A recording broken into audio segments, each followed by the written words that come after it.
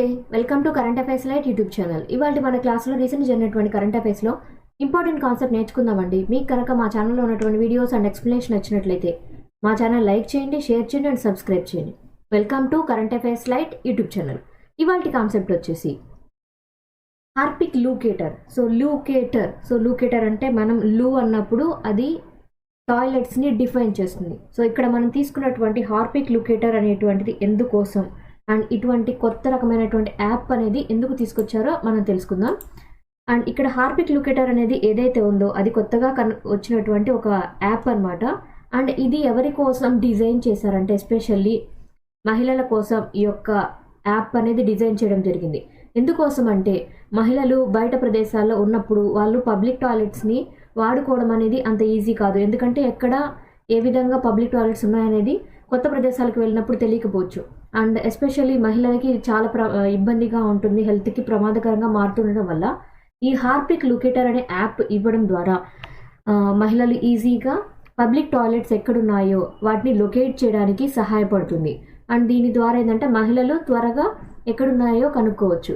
And దీన్ని launch చేసినటువంటి ఎవరంటే రికిట్ వాళ్ళు. సో రికిట్ కంపెనీ వాళ్ళు ఈ హార్పిక్ లొకేటర్ యాప్ అనే దాన్ని డిజైన్ చేయడం జరిగింది. అండ్ ఇందులో ఎటువంటి ఫీచర్స్ అనేవి ఇవ్వబడతాయి అంటే ఇప్పుడు మనం ఒక రెస్టారెంట్ గురించి ఒక యాప్ కనుక చూస్తే దానిలో ఏ విధంగా దాని ఫెసిలిటీస్ ఏ విధంగా ఉన్నాయని మన రేటింగ్ ఎలా ఇస్తూ ఉంటామో అదేవిధంగా ఇక్కడ హార్పిక్ లొకేటర్ యాప్ ఏదైతే ఉందో దానిలో కూడా కొన్ని రేటింగ్స్ అనేవి ఉన్నాయి. సో రేటింగ్స్ బట్టి మనం ఎక్కడ ఏది ఈజీగా ఉంది, ఎక్కడ హాస్పిటాలిటీ బాగుంది, హైజీనిక్గా ఉంది అని మనం డిఫైన్ చేసుకొని ముందుగానే సెలెక్ట్ చేసుకోవచ్చు అనమాట. ఈజీగా దగ్గరలో ఎక్కడ పబ్లిక్ టాయిలెట్స్ ఉన్నాయని. సో ఎటువంటి మెజరింగ్స్ ఉన్నాయంటే అక్కడ క్లీన్గా ఉందా లేదా, లైటింగ్ ఫెసిలిటీ అనేది ఉందా, అండ్ దాంతోపాటు water facility and soap facility, ఇటువంటి ఫెసిలిటీస్ అనేవి అక్కడ ఉన్నటువంటి పబ్లిక్ టాయిలెట్స్లో అవైలబిలిటీ ఉందా లేదా అన్నీ తెలుపుతూ హార్పిక్ లొకేటర్ యాప్ అనేది డిజైన్ చేయడం జరిగింది.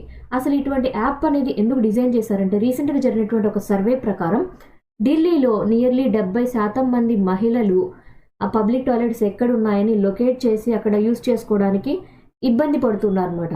సో ఇట్లా ఇబ్బంది కలగడం వల్ల ఏమవుతుందంటే మహిళలకి డీహైడ్రేషన్ ప్రాబ్లం అనేది మనం ఎక్కువగా వింటూ ఉంటాం. అండ్ దాంతోపాటు యూరినరీ ట్రాక్ ఇన్ఫెక్షన్స్ అంటాం, యూటీఐస్ అంటాం. అవేంటంటే మహిళలు సరిగ్గా వాటర్ తీసుకోకుండా ఉండడం వల్ల ఈ యూరినరీ ట్రాక్ ఇన్ఫెక్షన్స్ అనేవి వాళ్ళకి వస్తూ ఉంటాయి. సో ఎందువల్ల అంటే వాళ్ళు బయట ఉన్నప్పుడు, ఇంటి నుంచి బయట దూరంగా ఉన్నప్పుడు పబ్లిక్ టాయిలెట్స్ అవైలబుల్గా ఉండవు కాబట్టి వాళ్ళు వాటర్ అనేది సరిగ్గా తీసుకోరు. సో అటువంటి సిచ్యువేషన్లో వాళ్ళ నిర్జలీకరణకు గురవడం అంటే డీహైడ్రేషన్ గురవ్వడం అండ్ దాంతోపాటు వాళ్ళకి కొన్ని రకాలైనటువంటి ఇన్ఫెక్షన్స్ అనేవి రావడం అనేది మనం ఎక్కువగా చూస్తూ ఉంటాం అనమాట. సో అలా జరగకూడదు అంటే వాళ్ళకి పబ్లిక్ టాయిలెట్స్ అనేవి అందుబాటులో ఉండటం అనేది మంచి విషయం. అంటే వాళ్ళకి ఆరోగ్యాన్ని కాపాడడానికే ఈ యొక్క యాప్ ద్వారా ఆ యొక్క పబ్లిక్ టాయిలెట్స్ లొకేషన్ అనేది తెలుసుకోవడం కోసం ఏర్పాటు చేశారు. ఇండియన్ నేవీ వాళ్ళు అండ్ ఎన్సీబీ వాళ్ళు సంయుక్తంగా నిర్వహించినటువంటి ఒక సెర్చ్ ఆపరేషన్ ఏదైతే ఉందో దాని ద్వారా నియర్లీ 3300 కేజీల డ్రగ్స్ అనేవి పట్టుబడడం జరిగింది. సో డ్రగ్స్ అంటే ఇక్కడ మెడిసిన్ కాదు, ఇవి మత్తు మందులు అనమాట. సో అవి నియర్లీ 3300 కేజీల మత్తు మందులు అనేవి రీసెంట్గా జరిగినటువంటి కార్డన్ ఆపరేషన్లో సీజ్ చేయడం జరిగింది. నార్కోటిక్స్ బ్యూరో వాళ్ళు ఉన్నారు, ఇండియన్ నేవీ వాళ్ళు కూడా ఉంటారు. అండ్ ఇక్కడ ఏవైతే 3300 కేజీలు దొరికాయో అందులో 3089 కేజీలేమో చెరాస్ దొరికింది. మేత్ అనేటువంటి ఒక రకమైనటువంటి మత్తు పదార్థం 158 కేజీలు అండ్ ఒక 25 కేజీల పాటు మోర్ఫిన్ డ్రగ్ అనేది ఇక్కడ దొరికిందనమాట. అండ్ ఇక్కడ ఏంటంటే ఇలా ఒక పెద్ద ఎత్తున ఇంత డ్రగ్ అనేది దొరకడం అనేది మన దేశం చేసినటువంటి ఒక సెర్చింగ్ ఆపరేషన్లో మంచి గొప్ప విజయంగా మనం చెప్పుకోవచ్చు. అండ్ ఇలా లార్జ్ సైజ్లో అంటే చాలా ఎక్కువ మొత్తంలో ఇటువంటి నార్కోటిక్స్ డ్రగ్స్ రీసెంట్గా ఎక్కువగా అవైలబిలిటీ దొరకడం వల్ల సో సెర్చ్ ఆపరేషన్స్ అనేవి మన నేవీ వాళ్ళు ఎక్కువగా చేసి మ్యారిటైమ్లో అంటే మనకి సముద్ర తీర ప్రాంతాల్లో గస్తీ అనేది ఎక్కువగా తీసుకొని రావడం వల్ల ఇలా ఎక్కడైతే డ్రగ్స్ అనేవి ఉన్నాయో అవన్నీ పట్టుబడుతూ ఉన్నాయన్నమాట. సో ఇప్పుడు జరిగినటువంటి రీసెంట్ ఆపరేషన్ ద్వారా ఏంటంటే మన దేశంలోకి అది కూడా సముద్ర మార్గం ద్వారా, మ్యారిటైమ్ అంటే సముద్ర మార్గం ద్వారా స్మగ్లింగ్ రూట్లో మన దేశంలోకి ఏ విధంగా మత్తు పదార్థాలు వస్తున్నాయనేది మనకి అర్థమైనటువంటి ఒక అంశం అనమాట. సో ఎటువంటి రూట్ నుంచి మన దేశంలోకి ఈ యొక్క డ్రగ్స్ అనేవి వస్తున్నాయంటే మక్రాన్ కోస్ట్ తీరం నుంచి మన దేశంలోకి ఇటువంటి మత్తు పదార్థాలు వస్తున్నట్లుగా కనుగొనడం జరిగింది. సో ఈ మక్రాన్ కోస్ట్ ఎక్కడుందో కూడా మనం తెలుసుకుందాం. సో మక్రాన్ కోస్ట్ ఏదైతే ఉందో అది ఎక్కడ ఉంటుందంటే పాకిస్తాన్కి ఇరాన్కి మధ్యన ఉన్నటువంటి ప్రాంతంలో ఉంటుంది. అండ్ ఎస్పెషల్లీ ఎక్కడ చెప్పాలి అంటే Southern coastal reason of Balochistan అనేది పాకిస్తాన్లో ఉన్నటువంటి ఒక ప్రావిన్స్ అన్నమాట.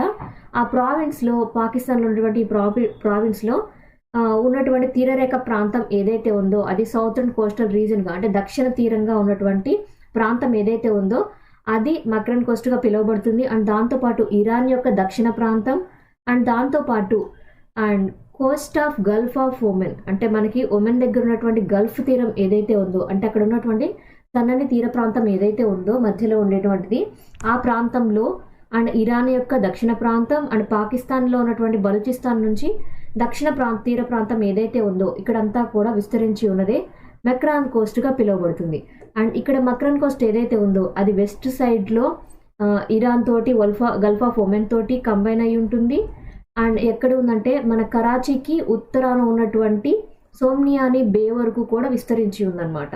ఆ యొక్క తీర ప్రాంతం ఎంతవరకు ఉందనేది చెప్తున్నారు.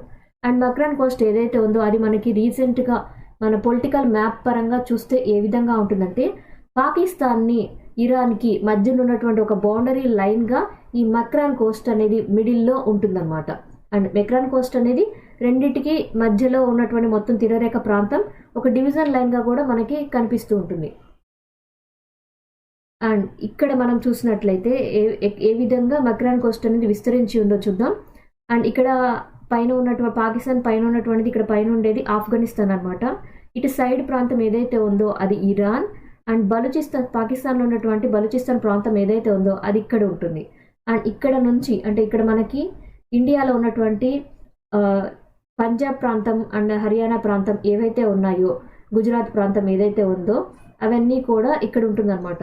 సో మన దేశంలోకి పాకిస్తాన్లోకి అక్రమంగా డ్రగ్స్ అనేవి ఎలా వస్తున్నాయంటే ఈ మక్రాన్ కోస్ట్ లైన్ ద్వారా తీరరేఖ ప్రాంతం ద్వారా సముద్రయానం ద్వారా మన దేశంలోకి డ్రగ్స్ అనేవి వస్తున్నాయని భావిస్తున్నారు. అండ్ ఎక్కడ అంటే ఇక్కడ గల్ఫ్ ఆఫ్ ఒమన్ ప్రాంతం అనమాట. ఇక్కడ నుంచి మన దేశంలోకి ఈ యొక్క మక్రాన్ కోస్ట్ లైన్ ద్వారా అండ్ ఇటు ఉన్నటువంటి కొన్ని దేశాల నుంచి మన దేశంలోకి అక్రమంగా డ్రగ్స్ అనేవి వస్తున్నాయి. అండ్ పొలిటికల్ మ్యాప్ వైజ్ చూస్తే ఏ విధంగా మనకి ఇటువంటిది ఉంటుంది. సో ఇక్కడ ఏదైతే ఇరాన్ ప్రాంతం ఉందో అండ్ దాంతోపాటు ఇక్కడ ఒమెన్ ఉంది. సో ఒమెన్కి ఇరాన్కి మధ్యన ఉన్నటువంటి సముద్ర ప్రాంతం ఏదైతే ఉందో ఇది గల్ఫ్ ఆఫ్ ఒమెన్గా పిలువబడుతుంది. ఈ గల్ఫ్ ఆఫ్ ఒమెన్ ఏదైతే ఉందో ఈ గల్ఫ్ ఆఫ్ ఒమెన్ నుంచి అండ్ ఇక్కడ ఉన్నటువంటి ఇరాన్ ప్రాంతం యొక్క దక్షిణ తీర ప్రాంతం అండ్ పాకిస్తాన్లో ఉన్నటువంటి ఇక్కడ బలూచిస్తాన్ ప్రాంతం యొక్క దక్షిణ తీర ప్రాంతం ఇంతవరకు కూడా ఉన్నటువంటి తీరరేఖ ప్రాంతాన్నే మక్రాన్ కోస్ట్గా పిలుస్తూ ఉంటారు. అండ్ ఇటువైపు మక్రాన్ కోస్ట్కి ఉన్నటువంటి వెస్ట్ సైడ్ అంటే ఇటువైపు తూర్పు వైపు ఏదైతే ఉందో ఇక్కడ మన దేశం యొక్క బోర్డర్ అనేది వస్తూ ఉంటుంది. అంటే ఇక్కడ పంజాబ్ రాష్ట్రం గుజరాత్ రాష్ట్రం ఇవి టచ్ అవుతూ ఉంటాయి అన్నమాట. సో మన దేశంలోకి ఈ మక్రాన్ కోస్ట్ ద్వారానే అక్రమంగా సముద్రాల ద్వారా డ్రగ్స్ వస్తున్నట్లుగా కనుగొన్నారు. సో రీసెంట్గా అయితే ఎక్కువ మొత్తంలో డ్రగ్స్ అనేవి పట్టుబడడం జరిగింది. Thanks for watching my video. మీకు కనుక నా వీడియో అండ్ ఎక్స్ప్లెనేషన్ నచ్చినట్లయితే నా వీడియోస్ లైక్ చేయండి, షేర్ చేయండి అండ్ సబ్స్క్రైబ్ చేయండి. మీకు నా వీడియోస్ ఏ విధంగా అనిపిస్తున్నాయో నాకు కామెంట్ సెక్షన్లో తెలియజేయండి. Thank you for watching my video. Thank you.